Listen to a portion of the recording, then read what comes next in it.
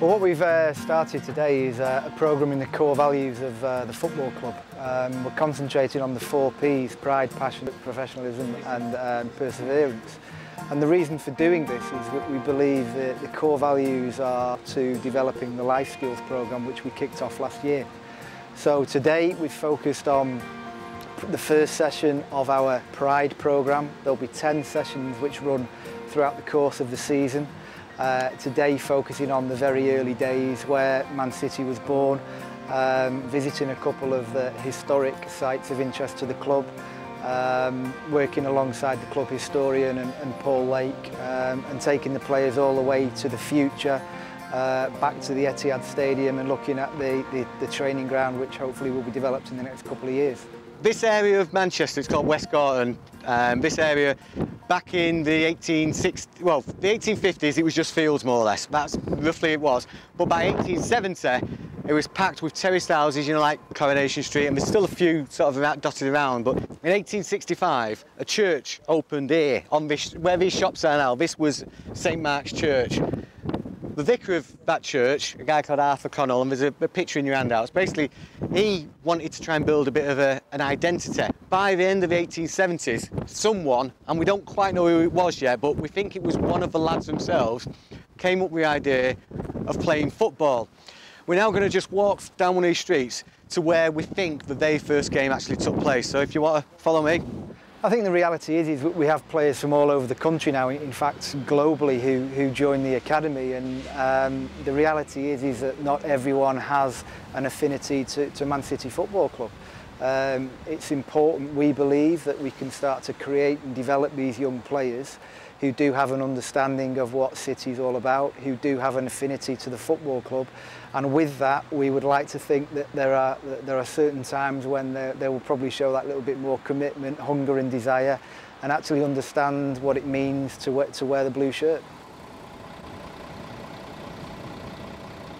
It's quite easy sometimes to just give boys, you know, a piece of paper and a book, and they might flick through, but to actually walk them from one part of West Gorton right through to the Etihad, you know, it really means something. That passageway, that journey, really has a real kind of tactility about it, which you wouldn't necessarily have in a book. You know, so I think it's really, really important that our young lads are having this as part of their learning, and also it just shows you the levels of thought that our football club are going into now, which really, really will give these players a sense of what Manchester City is all about.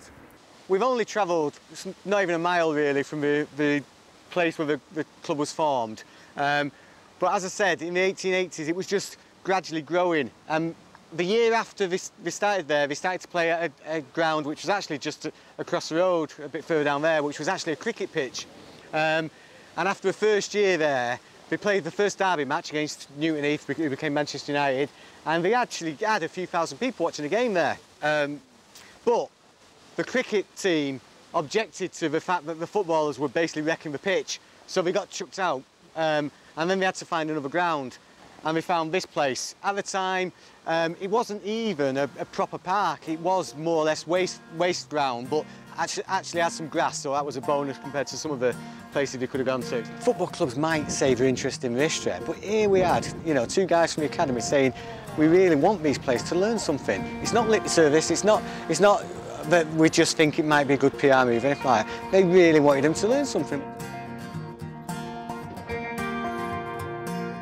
This area is an area of Manchester called Hardwick. It's still fairly close to where we were, but it's just a different borough, that's all. And the club found this bit of land, and this bit of land was just wasteland again, like everywhere else. But for the first time in the club's history, they decided to actually turn this into a proper football ground as we sort of know it today in some respects. Eventually, in 1892, they joined the Football League. The Football League grew and they created a 2nd division and they joined the Football League. Then in 1894, they became Manchester City Football Club. Then they joined the league and they were growing and they wanted to pick a name for the team that actually represented Manchester, what they'd become. So they became Manchester City Football Club. I've never knew some of the stuff he's been telling us today, like back in the park and everything, and the site where all the what containers were. I had no idea whatsoever about that, but it was really good to go back and see everything and how it all formed in the first place. To where we are now, looking at places like this now compared to what it was a couple 100 years ago. So it's good.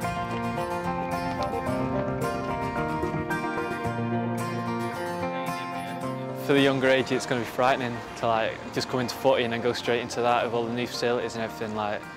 We've been here the whole time. It's been quite really good facilities and everything. It's just coming up from a younger age group, I think it's really good. Because of what we're doing now at the football club, and because of what these young lads are able to experience, they will get a real sense that community has never gone away. It's always there, and it always will be there.